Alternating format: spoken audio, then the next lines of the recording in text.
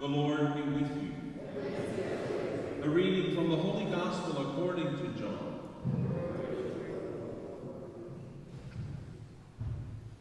Pilate said to Jesus, "Are you the king of the Jews?"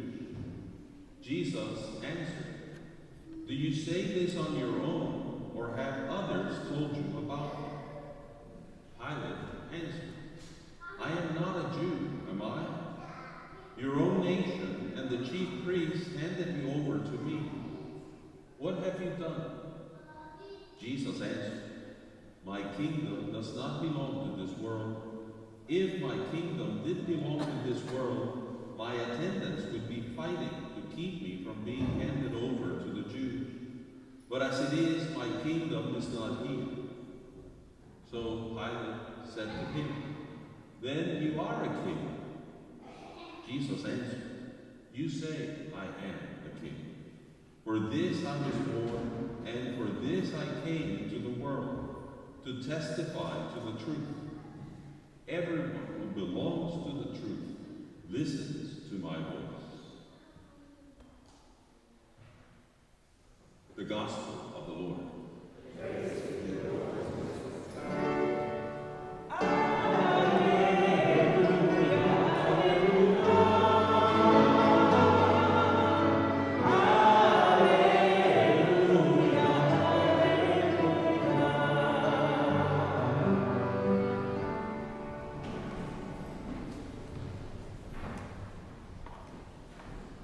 My brothers and sisters in the Lord, 2006 was an interesting year for me, for some people that I met that year. I was working as academic dean at Notre Dame Seminary, and one morning, it was a Sunday morning, I got a call from Archbishop Hannon.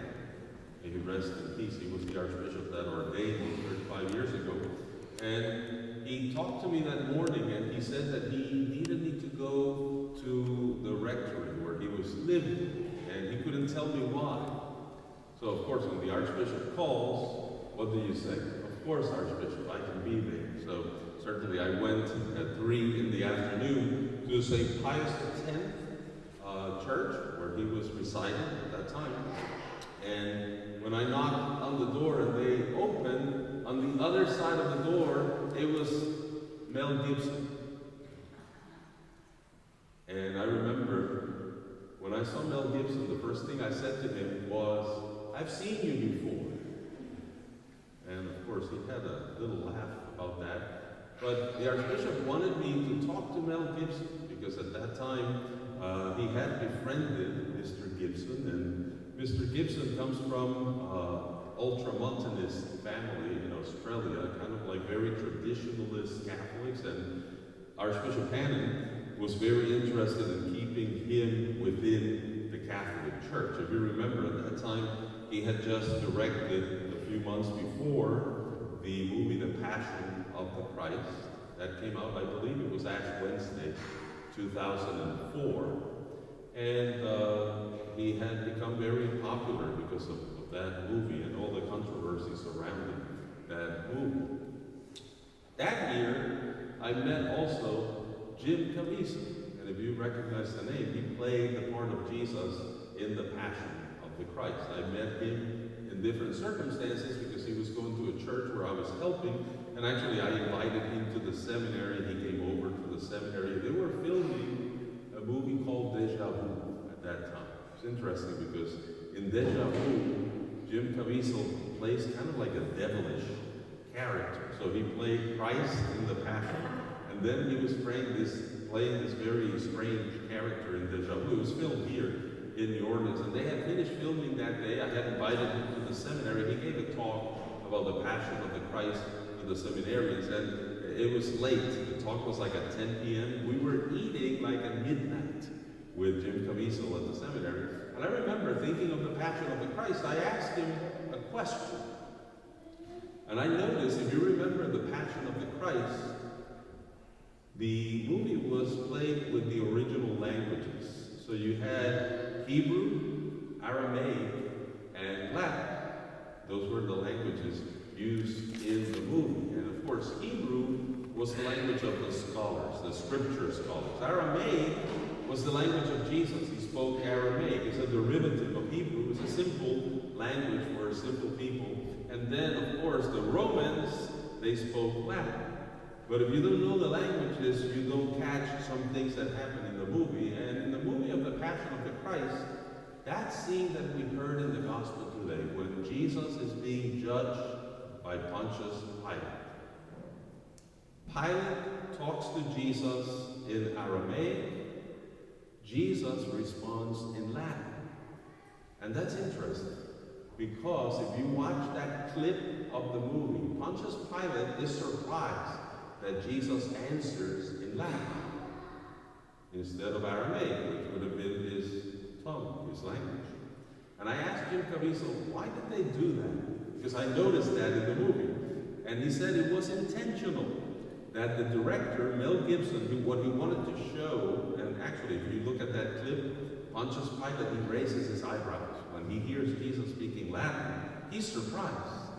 And the reason they did that was to show that actually Pontius Pilate was not the one judging Jesus, but it was the other way around. It was Jesus who was in charge of this trial. And he actually tells Pilate, you cannot control this. You cannot be in charge of this, because any power you have is given to you from above. You see, Jesus is not killed. He gives his life. And that's the whole point of John's gospel, and the whole scene of this trial is very interesting, because it ends up being Jesus who is the one in charge. You see, and it would be interesting because we're celebrating Christ the King, and you may be wondering, why are we using a passage from the Passion? Of course, we have the references to being a king, to his kingdom, not being of this world. So, of course, those are direct references to kingship. But obviously, the trial, the crucifixion, the suffering of Jesus Christ is not the best portrayal of his kingship, unless you understand how the biblical writers, certainly St. John, they change the whole thing. They are putting Jesus in charge of everything. And that's what we're celebrating. In a way, kingship, a king doesn't say too much to us because we don't have a king in our country, so we're not familiar with that reality.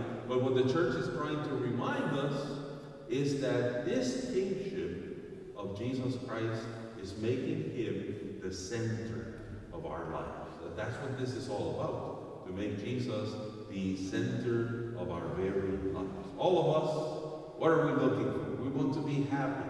We want to be loved. We want to be cared for. We want people to know us. And yet, so many times we look for that in the wrong places. And the message of the church today is there's no happiness, there's no fulfillment, there's nothing good unless we make Jesus the King, the center of our lives. So that's the whole point today as we get ready to finish this liturgical year. This is the last Sunday of Ordinary Time. As we get ready next week to begin to prepare for Christmas, the fact that we're waiting for this King to be born, not just 2,000 years ago, but to be born in our lives and to matter for us and to make us do things in a different way, that's what we are celebrating today. And we're going to ask the Lord during this Mass that we can do that right here, right now, because as we're here worshiping God, that should be the focus of our worship. That should be the center of what we're doing here. Let us ask Him to help us to begin a good preparation next week for the coming of the King, for the coming of the Messiah, not just historically, but in our daily lives. Amen.